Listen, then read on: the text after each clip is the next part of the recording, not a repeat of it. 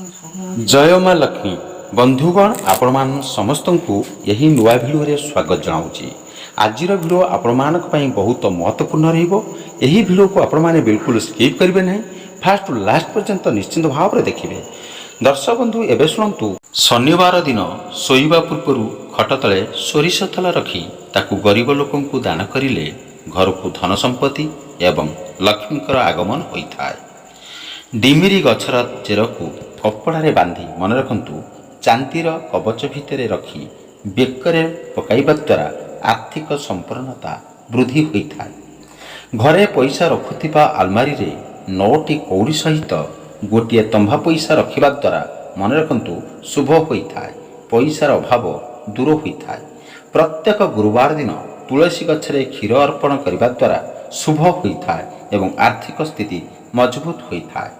भोजन करने पूर्व कुकुर किंबा गाई ପାଇଁ किसी खाद्य बाहर करने द्वारा मंगलकारी होता है एवं केबे भी आर्थिक समस्या देखा दे न थाए। बंधुगण एवं शुणु, नियमित भाव में कदली गछर मूल जल अर्पण करने द्वारा एवं घी दीप जलाइबा द्वारा दरिद्रता दूर होता।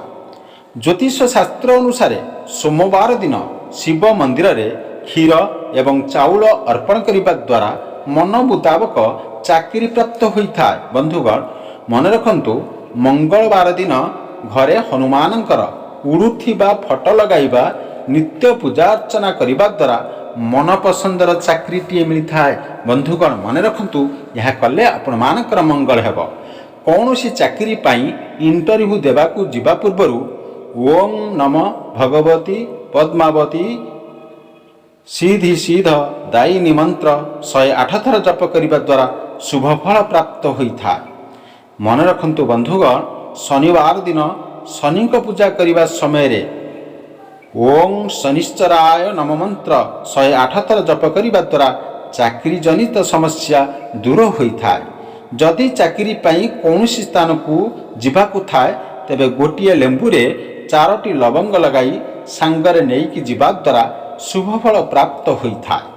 प्रत्येक दिन गाई को किसी खाद्य खाइबाकू देवा द्वारा अत्यंत मंगलकारी होता है एवं जीवन में उन्नति प्राप्त होता है। दाम्पत्य जीवन में सुख प्राप्त करने हेले विवाहित महिला माने हाथ में हलदी रंगर चूड़ी पिंधिबा द्वारा मंगलकारी होता है। जदि स्वामी स्त्री मध्य कलह देखा देउथाए तेबे शोइबा समय रे स्वामी का मुंड उपरे सिंदूर रखी सही सिंदूर को पिंधिबा द्वारा ताहा दूर होता है। विवाहित महिला माने प्रत्येक दिन दुर्गा चालीसा पाठ करने द्वारा मंगलकारी होता है एवं दाम्पत्य जीवन में आसुथिबा समस्त समस्या दूर होता है। पति पत्नी का मध्य मधुर संपर्क पाई खंडे लाल कपड़े मुठाए हलदिया सोरिष सहित पति पत्नी का नाम लेखाथिबा गोमती चक्र को बांधी शोइबा घरे रखिबा उचित। यह कले आपण मानकर मंगल हेब। कदली गछरे लक्ष्मी नारायणकर बास होता है, तेणु दाम्पत्य जीवन में सुख शांति प्राप्त पाई कदली गछ को नियमित भावे पूजा करिबा मंगलकारी होता है। शनिवार मंगलवार एवं गुरुवार दिन महिला माने नख काटिबा अनुचित एवं पुरुष माने बाल काटिबा उचित नुहे। यह द्वारा दाम्पत्य जीवन पाई मंगलकारी होता है। जदि जीवन में धार करजर भार अधिक होता है एवं सुझीवा असंभव लगुता है तेबे मंगलवार दिन ऋणमोचक मंगल स्रोत पाठ करने द्वारा मंगलकारी होता है। जदि पिलांकर पाठरे मन लागु न थाए तेबे 3 शुक्ल पक्ष गुरुवार दिन 5टी मिठाई सहित 2टी इलायची को नहीं पिलांक द्वारा ओस्त गछ मूल रखिबा द्वारा मंगलकारी होता है। बंधुगण जदि आर्थिक समस्या देखा देउथाए तेबे शनिवार दिन ओस्त गछ मूल क्षीर सहित गुड़ चढ़ाई सोरिष तेल दीप जलाइबा द्वारा ताहा दूर होता है। बंधुगण एवं शुणु, रविवार दिन सूर्य को अर्घ्यदान करने समय जल सिंदूर एवं खसा मिसाई अर्घ्य देले आर्थिक स्थिति मजबूत होता है। रविवार दिन पोखरी किंबा नदी रे रहुथिबा माछ मानकु खाद्य खाइबाकू देवा द्वारा मंगलकारी होता है। ता सहित लक्ष्मी कृपा प्राप्त होता है। ବନ୍ଧୁଗଣ ମନେ ରଖନ୍ତୁ, ଏହା କଲେ ଆପଣମାନଙ୍କର ମଙ୍ଗଳ ହେବ। ବନ୍ଧୁଗଣ ଏବେ ଶୁଣନ୍ତୁ, ରବିବାର ଦିନ ଝାଡ଼ୁ କିଣିବା ଶୁଭ ହୋଇଥାଏ। ମନେ ରଖନ୍ତୁ ବନ୍ଧୁଗଣ, ଏବଂ ସେହି ଝାଡ଼ୁରେ ଘର ସଫା କଲେ ମଙ୍ଗଳକାରୀ ହୋଇଥାଏ ଏବଂ ଆର୍ଥିକ ସ୍ଥିତି ଭଲ ରହିଥାଏ। ରବିବାର ଦିନ ସନ୍ଧ୍ୟାରେ 4ଟି ମୁଖ ଥିବା ଦୀପକୁ ଓସ୍ତ ଗଛ ମୂଳରେ ଜଳାଇବା ଦ୍ୱାରା ଧନ, ମାନ ସମ୍ମାନ ଏବଂ ସମୃଦ୍ଧି ପ୍ରାପ୍ତ ହୋଇଥାଏ। ବନ୍ଧୁଗଣ ମନେ ରଖନ୍ତୁ, ଦୋକାନରେ ଭଲ ବ୍ୟବସାୟ ହେବା ପାଇଁ 7ଟି କଉଡ଼ିକୁ କେଶରରେ ଗୋଳାଇ ହଳଦିଆ କପଡ଼ାରେ ବାନ୍ଧି ପଇସା ବାକ୍ସରେ ରଖିବା ଦ୍ୱାରା ଶୁଭପ୍ରଦ ହୋଇଥାଏ।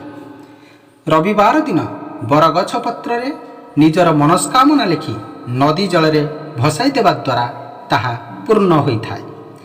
ବିବାହଯୋଗ୍ୟ ଯୁବକ ଯୁବତୀଙ୍କର ଯଦି ବିବାହ ହୋଇପାରୁନଥାଏ, ତେବେ ମନେ ରଖନ୍ତୁ, ସେମାନେ ଘରର ଉତ୍ତର ପଶ୍ଚିମ ଦିଗରେ ଥିବା କୋଠରୀରେ ଶୋଇବା ଦ୍ୱାରା ବିବାହ ପ୍ରସ୍ତାବ ଆସିଥାଏ। ମନେ ରଖନ୍ତୁ ବନ୍ଧୁଗଣ, ଏହା କଲେ ଆପଣମାନଙ୍କର ମଙ୍ଗଳ ହେବ। ବିବାହଯୋଗ୍ୟ କନ୍ୟାର ତକିଆ ତଳେ ହଳଦୀ ଖଣ୍ଡକୁ ହଳଦିଆ କପଡ଼ାରେ ବାନ୍ଧି ରଖିବା ଦ୍ୱାରା ତାଙ୍କ ପାଇଁ ବିବାହ ପ୍ରସ୍ତାବ ଆସିଥାଏ। ବନ୍ଧୁଗଣ ମନେ ରଖନ୍ତୁ, ଏହା କଲେ ଆପଣମାନଙ୍କର ମଙ୍ଗଳ ହେବ। ଯଦି ବିବାହଯୋଗ୍ୟ ପୁତ୍ର କିମ୍ବା କନ୍ୟାମାନେ ଲଗାତାର 13 ଦିନ ପର୍ଯ୍ୟନ୍ତ ଓସ୍ତ ଗଛ ମୂଳରେ ଜଳ ଅର୍ପଣ କରିବା ଦ୍ୱାରା ବିବାହରେ ଆସୁଥିବା ସମସ୍ତ ସମସ୍ୟା ଦୂର ହୋଇଥାଏ। ଯଦି ବିବାହଯୋଗ୍ୟ ପିଲାମାନେ ବିବାହ ପାଇଁ ରାଜି ନ ହେଉଥାନ୍ତି, ତେବେ ତାଙ୍କ ଶୋଇବା ଘରେ ଗୋଟିଏ କାଚ ପାତ୍ରରେ କ୍ରିଷ୍ଟାଲ ବଲ୍ବ ରଖିବା ଦ୍ୱାରା ଲାଭପ୍ରଦ ହୋଇଥାଏ।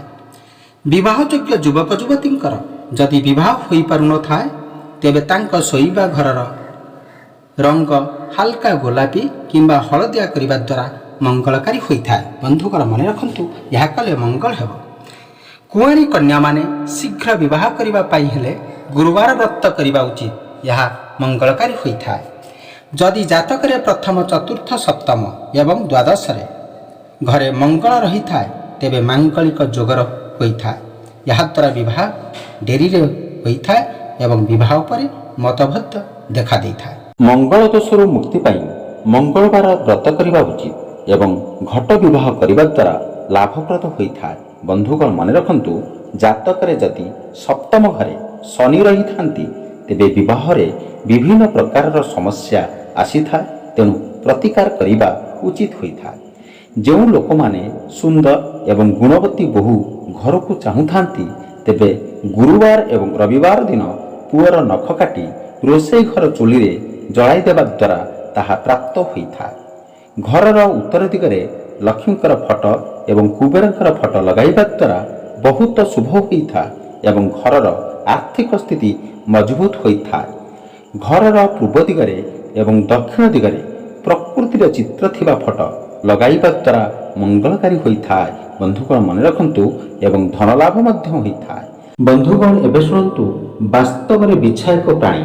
ଏହା ପ୍ରାୟତଃ ଛୋଟ ସ୍ଥାନରେ ଲୁଚି ରହିଥାନ୍ତି ଏବଂ ଏହାର ବିଷ ବହୁତ ଶକ୍ତିଶାଳୀ ହୋଇଥାଏ। ଏହି ଜୀବ ସହିତ ଜଡ଼ିତ କୌତୂହଳର ବିଷୟ ହେଉଛି, ଏହାର ଜନ୍ମ ହେବା ମାତ୍ରେ ତାର ମାଆକୁ ଖାଇଥାଏ। ଏକ ମହିଳା ବିଛା ଏକ ସମୟରେ ଅତି କମରେ 100 ପିଲା ଜନ୍ମ ଦେଇଥାଏ। ସୁରକ୍ଷା ଦୃଷ୍ଟିରୁ ସେ ସେମାନଙ୍କୁ ନିଜ ପିଠିରେ ନେଇଥାଏ। ଏହି ସମୟ ମଧ୍ୟରେ ବିଛା ମାଙ୍କର ମାଂସ ଖାଇ ସେମାନଙ୍କର ପେଟ ଭରିଥାନ୍ତି। ଏହି ମହିଳା ବିଛା ଶରୀରର ଶୂନ୍ୟ ନ ହେବା ପର୍ଯ୍ୟନ୍ତ କିମ୍ବା ନ ମରିବା ପର୍ଯ୍ୟନ୍ତ ଏହି ପ୍ରକ୍ରିୟା ଜାରି ରହିଥାଏ। Thank you so much.